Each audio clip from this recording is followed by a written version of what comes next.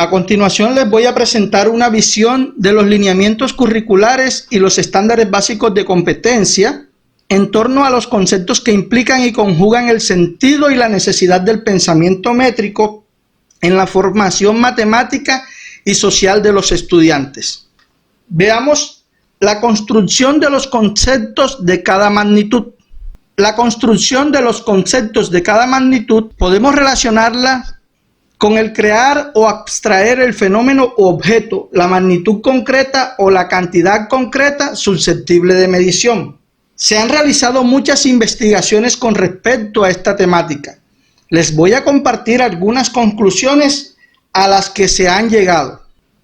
Una de las dificultades detectadas es que a los estudiantes de primaria y secundaria se les dificulta comprender la conceptualización de las magnitudes y realizar procesos de medición de dichas magnitudes. Poco se aborda la construcción de magnitud, el objeto de la medición y el proceso de construcción histórica de la medida.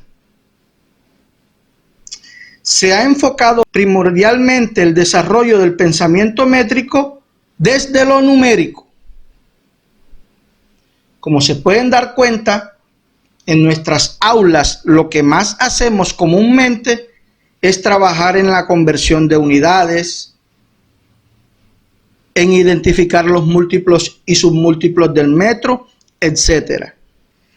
Esto es un problema, porque para que esto tenga sentido, antes de iniciar el trabajo de medición, los estudiantes deben saber qué se puede medir y qué no se puede medir.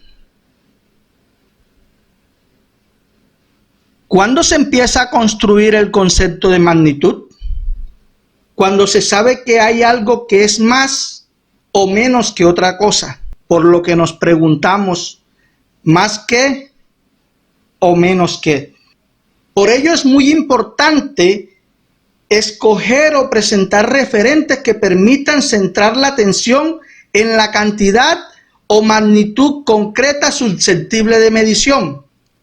Para la magnitud, longitud, veamos un ejemplo de los referentes más cercanos a los niños.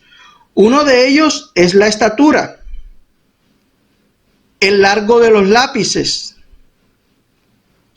otros propios del entorno del aula, o de la casa, o de su vida cotidiana. Entre ellos podemos tener como medir el alto y ancho de la puerta, el largo y ancho de la cama, medir el ancho de la cancha deportiva, el ancho de una portería. Ahora te pregunto, para que lo anotes y lo interiorices, ¿cuáles son los referentes cercanos a los niños en las magnitudes de masa, tiempo y temperatura? Veamos la comprensión de los procesos de conservación. Esta es la captación de aquello que permanece invariante a pesar de las alteraciones de tiempo y espacio. La capacidad de conservar muestra la habilidad para reconocer que ciertas propiedades permanecen invariantes, aun cuando en ellas se realicen cambios en su forma, posición o color. El principio de conservación supone la capacidad que tienen algunas características de los cuerpos de no cambiar aunque se les manipule y se produzcan cambios de situación que perceptivamente pueden llevar al engaño. Un niño adquiere esta capacidad de conservación si no se deja llevar por su percepción. Por ejemplo, si un niño está trabajando con plastilina, puede crear diferentes objetos, diferentes figuras. Inicialmente, desde su percepción, creen que la masa varía al transformar el mismo pedazo de plastilina en otro objeto. Vamos a ver la estimación de magnitudes y los aspectos del proceso de capturar lo continuo con lo discreto. Esto está íntimamente relacionado con los conceptos de medida y conteo. La estimación es el proceso de llegar a establecer una cantidad de magnitud sin la mediación directa de un instrumento. En algunos casos, con el objeto e instrumentos presentes o con alguno o los dos ausentes. Veamos algunos ejemplos. Como están observando, tenemos la iglesia central de Santa Cruz de Lorica. Nosotros podemos estimar la altura de la iglesia con ella presente, parándonos enfrente de la iglesia y decir, la altura de la iglesia tiene más o menos unos 15 metros, de acuerdo a la percepción y el conocimiento que tenga cada persona sobre la medida.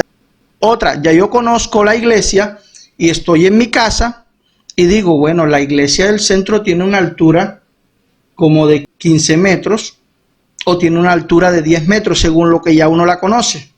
Cuando yo coloco un instrumento, sea convencional o no convencional, ya yo no estoy estimando, estoy midiendo. Si yo la mido con una cinta métrica, ya no es estimación. Si la mido con una varita de totumo, para ver cuántas varitas de totumo mide la altura de la iglesia, ya estoy midiendo, no estoy estimando. Puedo decir, bueno, el ancho de esa mesa mide 50 centímetros. Estoy estimando. No, el ancho de esa mesa puede medir 5 lápices. Cuando yo todavía no estoy colocando los lápices, ni estoy colocando la cinta métrica, se estima. Lo mismo sucede con el ancho de la portería. Podría decir, esta portería mide tantos centímetros, mide tantos pies. Cuando ya yo utilizo el instrumento, estoy midiendo. Para los niños, las unidades de medida son antropocéntricas. Es decir, sitúan su cuerpo como centro y medida de todas las cosas. Y se relacionan con acciones más que con patrones. Aparentemente el patrón es el paso, el pie, la cuarta, pero en realidad es dar el paso, poner el pie, extender la cuarta. Vamos a ver la apreciación del rango de las magnitudes. Esto requiere de guías o de valores significativos que permiten comparar. La apreciación del rango de las magnitudes y la selección de unidades son habilidades poco desarrolladas en los niños, aún en las personas adultas, debido al tratamiento descontextualizado que se le da a la medición dentro de las matemáticas en la escuela. Antes de seleccionar una unidad o un patrón de medida, es necesario hacer una estimación percentual. Estos son unos procedimientos de exploración y comparación y hacer una estimación percentual del rango en el que se halla la magnitud concreta, lo cual depende de la familiaridad que se tenga con las unidades de medida y con las magnitudes. Veamos un ejemplo. Tenemos las longitudes de dos carreteras. La primera carretera es Barranquilla-Cartagena y la segunda carretera es Bogotá-Barranquilla. En este caso, el rango útil que podemos utilizar son los kilómetros. Vean, estamos utilizando un rango que se llama kilómetros, pero en distinto orden de magnitud. La carretera Barranquilla-Cartagena puede estar en el orden de las centenas de kilómetros. Y la carretera Barranquilla-Bogotá puede estar en el orden de los miles de kilómetros. Volvemos a la iglesia central de Lorica. ¿Qué rango es más útil? En este caso podríamos decir que el metro, porque decir que milímetros es mucho más grande, ¿cierto? Si tenemos este lápiz, ¿cuál es el rango útil? El centímetro, ¿cierto? Vamos a ver la selección de patrones y la diferencia entre la unidad y el patrón de medición. Existe una diferencia muy importante entre la unidad y el patrón de medida. El patrón es más concreto y la unidad es más abstracta. El patrón debe tener en lo posible una unidad de área, pero la unidad no tiene por qué estar ligada a un patrón determinado. Por ejemplo, aquí estamos observando las unidades de medida de longitud: kilómetro, hectómetro, decámetro, metro, decímetro, centímetro, milímetro. Tenemos las unidades de medida. Y acá tenemos los patrones de medida, convencionales y no convencionales. Un ejemplo de patrones de medida, que también le llamamos instrumentos de medidas. Llegamos a lo que usualmente se considera como lo más importante dentro de la medición, que es la asignación del número. Sin embargo, en un proceso bien llevado, es el último proceso que se debería trabajar. Y no necesariamente decir que para que haya medición tenemos que establecer un proceso numérico. Veamos el trasfondo social de la medición relacionado con la necesidad de medir. Pensarán también que la magnitud ha cambiado. Un ejemplo de la conservación consiste en transformar una barra de plastilina en cualquier objeto. El niño, al ver que varió la forma, piensa que también varió la magnitud, en este caso la masa. La conservación de la longitud y el área se da mucho antes que la masa, el peso y el volumen. Por ello es necesario un trabajo sistemático en cada magnitud, pues el avance en medidas de longitud no es suficiente para transferir las nuevas habilidades de la medición a otras magnitudes. Usar diferentes unidades de medida para comparar induce a los niños a pensar en este resultado. Si tengo un recipiente lleno de agua, posiblemente al medir la cantidad de agua varíe la cantidad de vasos que use de acuerdo al tamaño de cada vaso.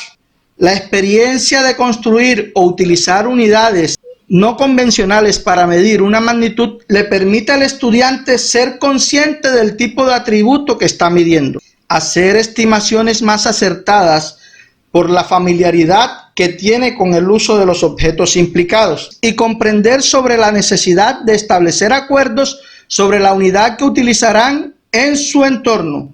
Por ejemplo, el kilogramo, el metro, el kilómetro. Vamos a observar dos actividades de medición. Juanita lleva los siguientes instrumentos: un reloj, un peso, un metro, un compás y una regla. Juanita debe, primero, determinar cuál es el compañero que corre más rápido a una distancia de 50 metros. Segundo, determinar cuál es el instrumento más adecuado para medir. Tercero, comparar las medidas obtenidas en varias mediciones con instrumentos distintos.